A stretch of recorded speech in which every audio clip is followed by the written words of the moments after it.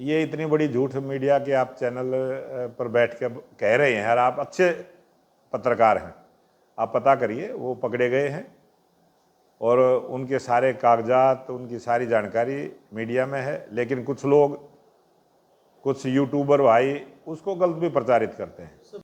नमस्ते। हरियाणा की सियासत इन दिनों एक बड़े मुद्दे को लेकर गर्म है और व्यक्तिगत तौर पे मैं कहूँ तो ये होना भी चाहिए। एक बच्ची की हत्या हुई है, मनीषा, और उसका शव बड़ा शक्त विक्षत स्थिति में 13 अगस्त को रिकवर किया गया। आज 5 दिन गुजर गए हैं, लेकिन अभी तक मनीषा के गुनहगार कौन हैं पता नहीं चल पाया। हत्यारों की गिरफ्तारी नहीं हुई, और जब हत्यारों की गिरफ्तारी भी नहीं हुई है तो ये पता भी नहीं चल पा रहा है कि मोटिव क्या है।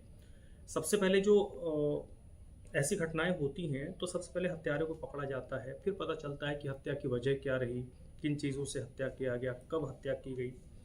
बहुत सारे प्रश्न हैं, वो अनुत्तरित हैं, उनके जवाब नहीं मिले हैं। मनीषा हत्याकांड को सुलझाने के लिए पुलिस एड़ी चोटी का जोर लगा रही है, और सरकार की तरफ से भी ये मैसेज जरूर दिया गया है कि हम इस मामले को लेकर बहुत सख्त हैं।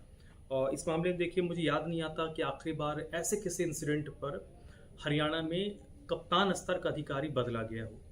यानी सरकार ने कहीं ना कहीं इसकी गंभीरता को समझा और ज़िले के कप्तान को हटाया, नए कप्तान की नियुक्ति हुई।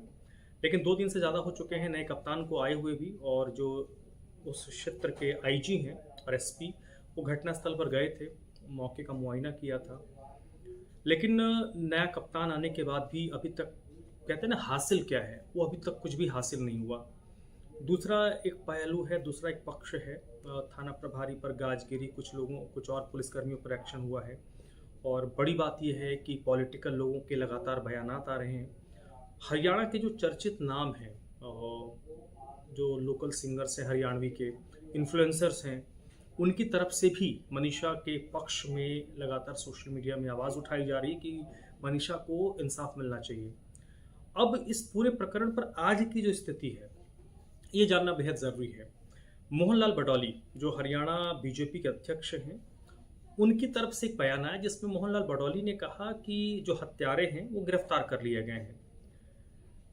लेकिन पुलिस की तरफ से ऐसा कोई पक्ष नहीं आया। पुलिस ने ऑफिशियली ना तो कोई प्रेस रिलीज जारी किया, ना पुलिस के किसी अधिकारी ने प्रेस को ब्रीफ किया।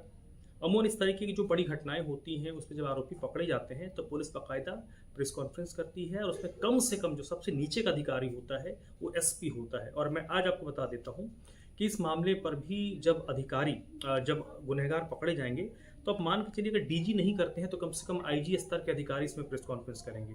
जो न्यूनतम अधिकारी होगा वो एसपी होगा।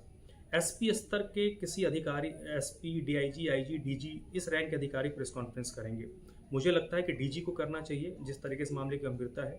अगर डीजी नहीं करते हैं तो आईजी करेंगे, ये मेरी अपनी समझ कहती है। लेकिन अभी तक पुलिस की तरफ से कोई ना तो प्रेस रिलीज है, ना कोई ब्रीफ मीडिया को किया गया है। अब सवाल उठता है कि मोहनलाल बडौली ने ये कैसे कह दिया, उनके पास कहाँ से ये जानकारी आई। और मैं ऑफ रिकॉर्ड बताता हूँ आपको। एसपी से भी कुछ लोगों ने बात की है, जिसमें एसपी ने प्रदेश अध्यक्ष की बात को खारिज कर दिया है। एसपी ने प्रेस में आकर ये नहीं कहा है कि मोहनलाल बडौली जो कह रहे हैं वो तथ्यहीन है या गलत है, लेकिन एसपी ने ऑफ रिकॉर्ड बता दिया है कि ऐसा कोई नहीं है, उनके हाथ अभी तक किसी भी अपराधी तक पुलिस की नहीं पहुंची है। तो मेरा प्रश्न यहाँ पर यह है हरियाणा के लोगों के बिहाफ पर, कि मोहनलाल बडौली ने किस आधार पर कह दिया कि अपराधी पकड़े गए हैं, जब एसपी कह रहे हैं कि नहीं पकड़े गए हैं। और अगर पकड़े गए हैं तो पुलिस अभी तक प्रेस के सामने उन अपराधियों को डिस्क्लोज क्यों नहीं कर रही कि कौन है वो अपराधी, कितने लोग थे, कब हत्या हुई, हत्या का मोटिव क्या था, ये पुलिस क्यों नहीं बता रही है। हत्यारों का चेहरा क्यों नहीं बताया जा रहा है, हत्यारों के बारे में क्यों नहीं बताया जा रहा है।